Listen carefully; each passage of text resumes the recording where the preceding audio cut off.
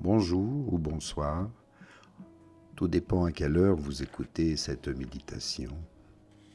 Et avant de commencer, pensez à vous abonner. Si vous êtes sur YouTube, activez la petite cloche pour être informé des nouveautés. Et n'oubliez pas de mettre un petit commentaire à la fin de cette vidéo. Cela permet de mettre un peu plus en avant mon travail et ainsi de partager avec le plus grand nombre cette vidéo, ces informations, car vous le savez, il est important de méditer de nos jours. Alors un grand merci à vous et installez-vous confortablement ici maintenant, prenez le temps de respirer, détendez-vous. Appréciez ce moment, faites le calme dans l'esprit et ouvrez votre cœur.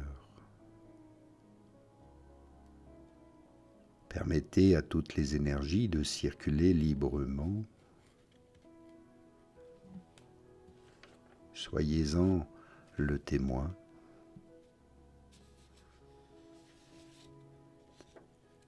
Et prenez conscience ici que souvent votre ego adore parler de lui-même. Il a besoin d'exister et vous fait tout le temps cogiter. Vous amenez toute chose, tout problème à vous-même. Nous sommes souvent un peu nombrilistes. Et avez-vous remarqué que plus vous comprenez profondément la vie, moins vous ressentez le besoin de l'expliquer. C'est un phénomène curieux qui se produit à mesure que la conscience s'approfondit. Et vous, les personnes les plus éveillées, les plus présentes à la réalité telle qu'elle est, sont souvent les plus silencieuses à ce sujet. Vous n'êtes pas retirée, vous êtes bien présente, vous êtes peut-être simplement discrète, mais pas secrète, simplement silencieuse. Nous n'avons pas besoin de collectionner d'étiquettes spirituelles comme des trophées. Ceci n'annonce pas chaque réalisation, chaque progression. Nous ne cherchons pas à convaincre quiconque. Et nous n'avons rien à cacher. Simplement, nous tentons de toucher une vérité vivante, bien plus intime que la connaissance, une vérité qui existe avant même les mots, avant tout concept, avant même le besoin désespéré d'être compris. Il y a ici plus de lutte à faire, juste être ce que l'on est, ici maintenant, et d'observer notre progression. Et il y a l'ego. L'ego, lui, adore parler de la vie. Il adore expliquer, défendre, exhiber sa compréhension comme un trophée. Mais pourtant, la conscience, elle vit tout simplement, n'a pas besoin de tout expliquer, de tout justifier. Plus vous plongez dans cette conscience vivante, plus vous réalisez que certaines des choses les plus importantes ne peuvent pas être dites ou n'ont pas besoin d'être dites. non pas parce qu'elles sont interdites, mais parce que le langage souvent les déforme. Les mots, la compréhension, transforment la réalité vivante en quelque chose de différent. Chacun comprend ce qu'il veut bien comprendre. Ce silence n'est pas une stratégie, ni une supériorité spirituelle. C'est ce qui survient naturellement quand le besoin impulsif ou compulsif de s'expliquer alors s'efface.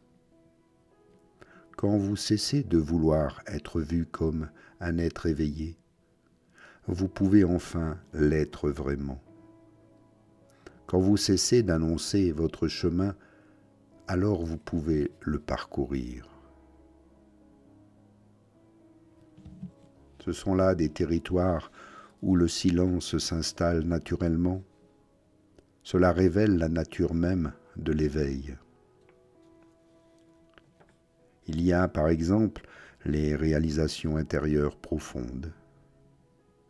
Elles arrivent souvent sans mots, comme une clarté soudaine, un savoir muet qui bouleverse tout. Les parler trop tôt les transforme en concepts morts. L'être éveillé laisse ses réalisations mûrir en silence, afin de changer son comportement avant même ses paroles. Il y a aussi la douleur personnelle. L'éveillé sent la souffrance pleinement, sans en faire une histoire, ni une identité. Il laisse la sensation passer comme un temps qui change, une saison qui finit, sans la nourrir par une narration répétée. La souffrance naît de l'histoire, non de la douleur elle-même. Il y a aussi les expériences spirituelles, ces grands moments de transcendance, d'unité, d'amour infini. Et ceux-ci ne se traduisent pas non plus en mots. Les décrire les réduit à des petits menus, non pas à des repas. L'être éveillé les garde en silence, les laissant transformer son être plutôt que de devenir un récit que l'on doit rapporter à chacun. Être dans l'humilité, apprécier chaque instant. Il y a aussi les intentions, toute intention future. L'être éveillé agit sans annoncer ses plans, car parler trop tôt expose la graine fragile au doute extérieur et dissipe l'énergie nécessaire à sa transformation, à sa manifestation. Ainsi, il protège le mouvement naturel comme l'eau qui coule sans déclarer son chemin vers l'océan. Et enfin, il y a l'identité fluide. À mesure que l'éveil s'approfondit, le sentiment d'un moi plus profond, plus authentique, se fixe et dissout l'ego.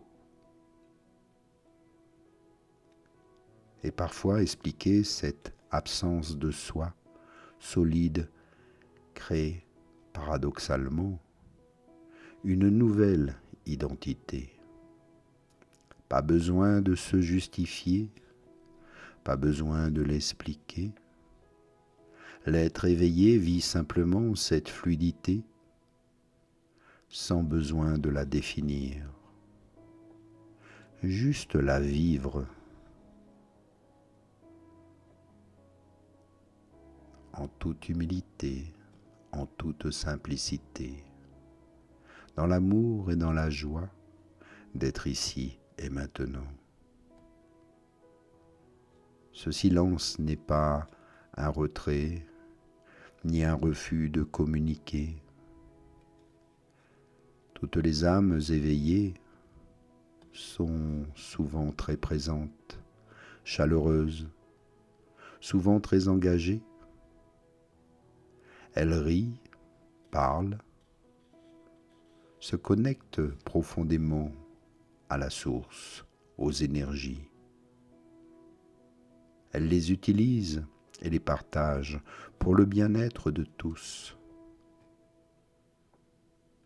Et elles parlent depuis la présence, non depuis le besoin d'être comprises. Elles partagent quand cela sert, se taisent quand le silence sert aussi. Quand la compréhension est complète, l'explication devient superflue. Quand la présence est pleine, les mots deviennent optionnels. Et vous êtes ici, en cet instant, cette vérité vivante.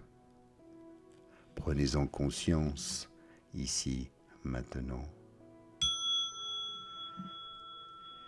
Et un grand merci à vous tous.